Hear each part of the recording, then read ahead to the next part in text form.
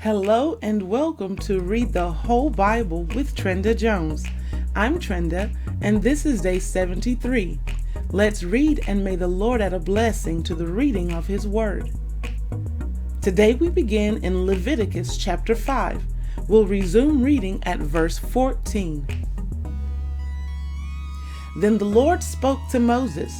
If someone offends by sinning unintentionally in regard to any of the Lord's holy things, he must bring his penalty for guilt to the Lord. An unblemished ram from the flock, based on your assessments of its value in silver shekels, according to the sanctuary shekel, as a guilt offering. He is to make restitution for his sin regarding any holy thing, adding a fifth of its value to it, and give it to the priest. Then the priest will make atonement on his behalf with the ram of the guilt offering, and he will be forgiven.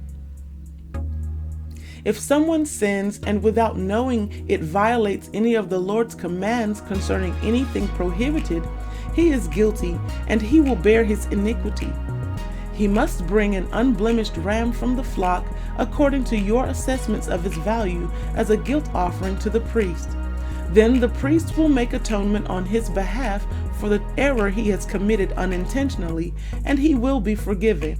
It is a guilt offering. He is indeed guilty before the Lord. Leviticus chapter 6. The Lord spoke to Moses. When someone sins and offends the Lord by deceiving his neighbor in regard to a deposit, a security, or a robbery, or defrauds his neighbor, or finds something lost and lies about it, or swears falsely about any of the sinful things a person may do, once he has sinned and acknowledged his guilt, he must return what he stole or defrauded, or the deposit entrusted to him, or the deposit entrusted to him, or the lost item he found, or anything else about which he swore falsely. He will make full restitution for it and add a fifth of its value to it. He is to pay it to its owner on the day he acknowledges his guilt. Then he is to bring his guilt offering to the Lord, an unblemished ram from the flock, according to your assessments of its value, as a guilt offering to the priest. In this way, the priest will make atonement on his behalf for the Lord, and he will be forgiven for anything he may have done to incur the guilt. The burnt offering. The Lord spoke to Moses, "Command Aaron and his sons. This is the law of the burnt offering. The burnt offering itself must remain on the altar's hearth all night until morning, while the fire of the altar is kept burning on it. The priest is to put on his linen robe and linen undergarments. He is to remove the ashes of the burnt offering the fire has consumed on the altar and place them beside the altar. Then he will take off his garments, put on other clothes, and bring the ashes outside the camp to a ceremonially clean place. The fire on the altar is to be kept burning. It must not go out. Every morning the priest will burn wood on the fire. He is to arrange the burnt offering on the fire and burn the fat portions from the fellowship offerings on it. The fire must be kept burning on the altar continually. It must not go out. The grain offering. Now this is the law of the grain offering. Aaron's sons will present it before the Lord in front of the altar. The priest is to remove a handful of fine flour and olive oil from the grain offering, with all the frankincense that is on the offering, and burn its memorial portion on the altar as a pleasing aroma to the Lord. Aaron and his sons may eat the rest of it. It is to be eaten in the form of unleavened bread in a holy place. They are to eat it in the courtyard of the tent of meeting. It must not be baked with yeast. I have assigned it as their portion from my food offerings. It is especially holy, like the sin offering and the guilt offering. Any male among Aaron's descendants may eat it. It is a permanent portion throughout your generations from the food offerings to the Lord. Anything that touches the offerings will become holy. The Lord spoke to Moses.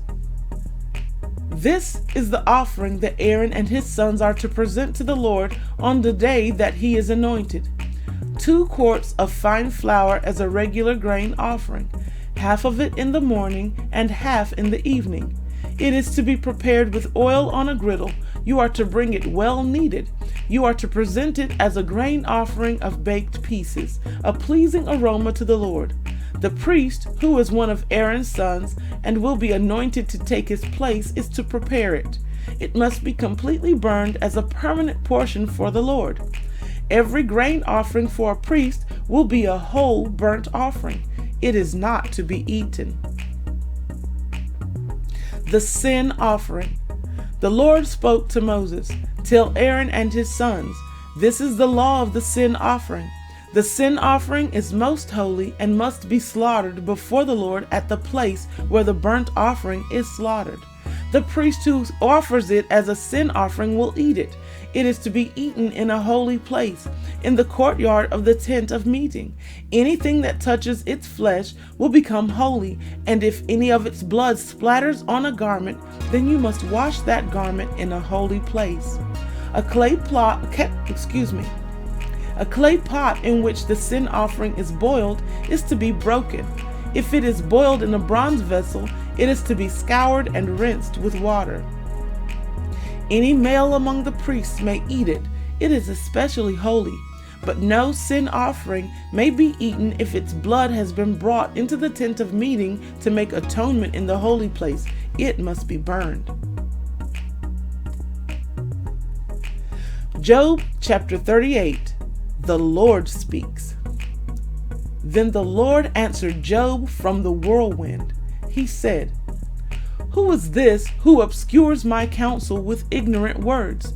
Get ready to answer me like a man. When I question you, you will inform me. Where were you when I established the earth? Tell me if you have understanding. Who fixed its dimensions? Certainly you know. Who stretched a measuring line across it? What supports its foundations? Or who laid its cornerstone while the morning stars sang together and all the sons of God shouted for joy? Who enclosed the sea behind doors when it burst from the womb? When I made the clouds its garment and total darkness its blanket? When I determined its boundaries and put its bars and doors in place? When I declared, you may come this far, but no farther. Your proud waves stop here? Have you ever in your life commanded the morning or assigned the dawn its place, so it may seize the edges of the earth and shake the wicked out of it? The earth is changed as clay is by a seal. Its hills stand out like the folds of a garment. Light is withheld from the wicked, and the arm raised in violence is broken. Have you traveled to the sources of the sea or walked to the depths of the oceans? Have the gates of death been revealed to you? Have you seen the gates of deep darkness? Have you comprehended the extent of the earth? Tell me if you know all this. Where is the road to the home of light? Do you know where darkness lives, so you can lead it back to its border? Are you familiar with the paths to its home? Don't you know you were already born? You have lived so long. Have you entered the place where the snow is stored, or have you seen the storehouses of hail, which I hold in reserve for times of trouble, for the day of warfare and battle? What road leads to the place where light is dispersed? Where is the source of the east wind that spreads across the earth? Who cuts a channel for the flooding rain or clears the way for lightning, to bring rain on an uninhabited land, on a desert with no human life, to satisfy the parched wasteland and cause the grass to sprout? Does the rain have a father? Who fathered the drops of dew? Whose womb did the ice come from? Who gave birth to the frost of heaven when the water becomes as hard as stone and the surface of the watery depths is frozen? Can you fasten the chains of the Pleiades or loosen the belt of Orion? Can you bring out the constellations in their season and lead the bear and her cubs? Do you know the laws of heaven? Can you impose its authority on earth? Can you command the clouds so that a flood of water covers you? Can you send out lightning bolts and they go? Do they report to you, here we are? Who put wisdom in the heart or gave the mind understanding? Who has the wisdom to number the clouds? Or who can tilt the water jars of heaven when the dust hardens like cast metal and the clods of dirt stick together? Can you hunt prey for a lioness, or satisfy the appetite of young lions when they crouch in their dens and lie in wait within their lairs?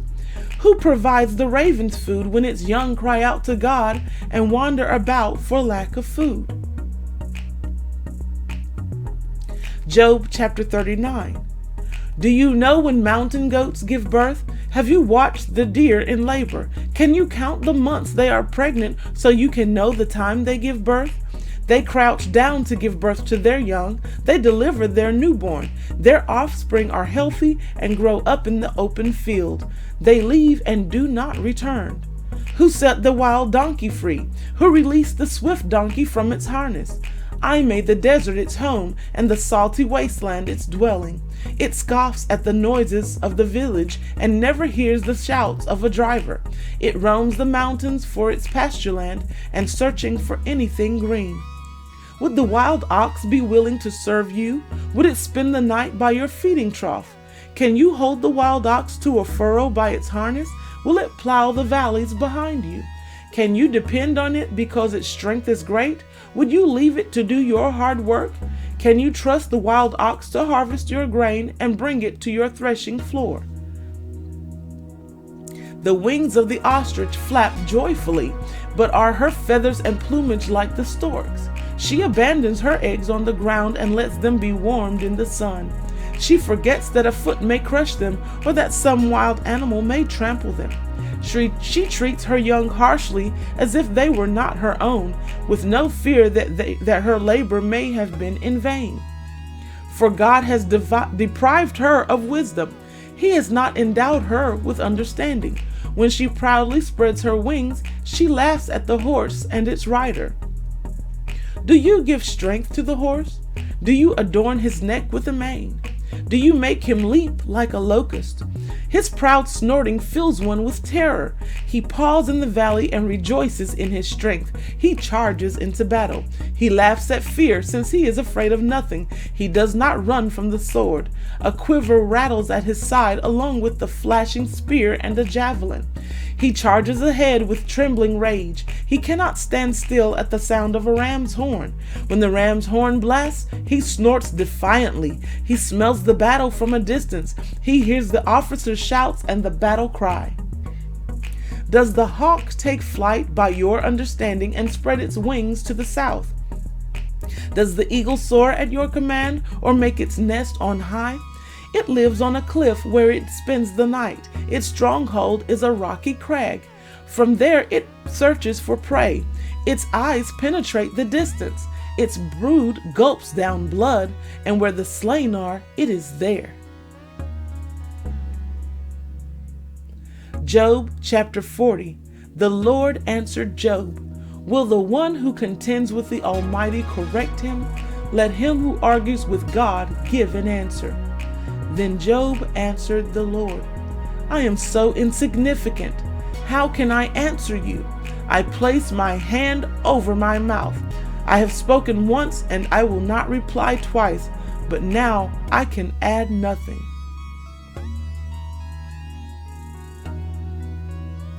Mark chapter 8, resuming reading at verse 11. The Pharisees came and began to argue with him, demanding of him a sign from heaven to test him. Sighing deeply in his spirit, he said, Why does this generation demand a sign? Truly I tell you, no sign will be given to this generation.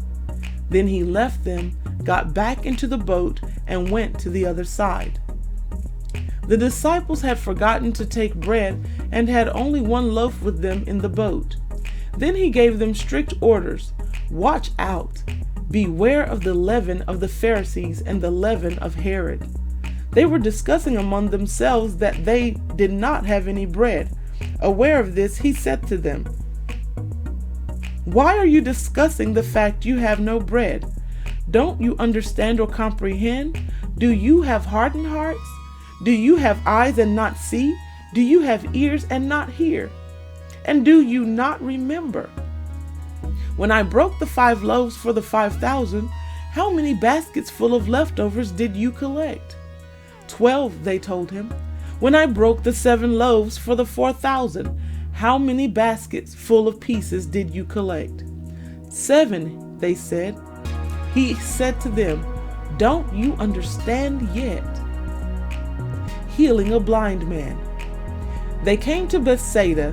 They brought a blind man to him and begged him to touch him. He took the blind man by the hand and brought him out of the village. Spitting on his eyes and laying hands on him, he asked him, "Do you see anything?" He looked up and said, "I see people. They look like trees walking." Again, Jesus placed his hands on the man's eyes. The man looked intently, and his sight was restored, and he saw everything clearly. Then he sent him home, saying, "Don't even go into the village." 1 Corinthians chapter 15. Now I want to make clear for you, brothers and sisters, the gospel I preached to you, which you received, on which you have taken your stand, and by which you are being saved, if you hold to the message I preached to you, unless you believed in vain. For I passed on to you as most important what I also received, that Christ died for our sins according to the Scriptures, that he was buried, that he was raised on the 3rd day according to the Scriptures, and that he appeared to Cephas, then to the 12, then he appeared to over 500 brothers and sisters at one time. Most of them are still alive, but some have fallen asleep. Then he appeared to James, then to all the apostles. Last of all, as to one born at the wrong time, he also appeared to me. For I am the least of the apostles, not worthy to be called an apostle, because I persecuted the church of God. But by the grace of God, I am what I am. And his grace toward me was not in vain. On the contrary, I worked harder than any of them, yet not I, but the grace of God that was with me. Whether then it is I or they, so we proclaim, and so you have believed. Psalm 73. God's ways vindicated. A psalm of Asaph. God is indeed good to Israel, to the pure in heart. But as for me, my feet almost slipped, my steps nearly went astray. For I envied the arrogant, I saw the prosperity of the wicked. They have an easy time until they die, and their bodies are well fed. They are not in trouble like others. They are not afflicted like most people. Therefore pride is their necklace, and violence covers them like a garment. Their eyes bulge out from fatness. The imaginations of their hearts run wild. They mock and they speak maliciously. They arrogantly threaten oppression. They set their mouths against heaven, and their tongues strut across the earth. Therefore his people turn to them and drink in their overflowing words. The wicked say, "How can God know? Does the Most High know everything?" Look at them, the wicked. They are always at ease, and they increase their wealth. Did I purify my heart and wash my hands in innocence for nothing? For I am afflicted all day long and punished every morning. If I had decided to say these things aloud, I would have betrayed your people. When I tried to understand all this, it seemed hopeless until I entered God's sanctuary. Then I understood their destiny. Indeed, you put them in slippery places. You make them fall into ruin. How suddenly they become a desolation. They come to an end, swept away by terrors, like one waking from a dream. Lord, when arising, you will despise their image. When I became embittered and my innermost being was wounded, I was stupid and didn't understand. I was an unthinking animal toward you. Yet I am always with you. You hold my right hand. You guide me with your counsel, and afterward you will take me up in glory. Who do I have in heaven but you? And I desire nothing on earth but you. My flesh and my heart may fail, but God is the strength of my heart, my portion forever. Those far from you will certainly perish. You destroy all who are unfaithful to you. But as for me, God's presence is my good. I have made the Lord God my refuge, so I can tell you about all you do. And this concludes our reading for day 73 of Read the Whole Bible with Trenda Jones. Thank you so much for joining us here today, and we look forward to reading together tomorrow, for day 74. Until then, God bless you, and may the Lord add a blessing to the reading of His Word.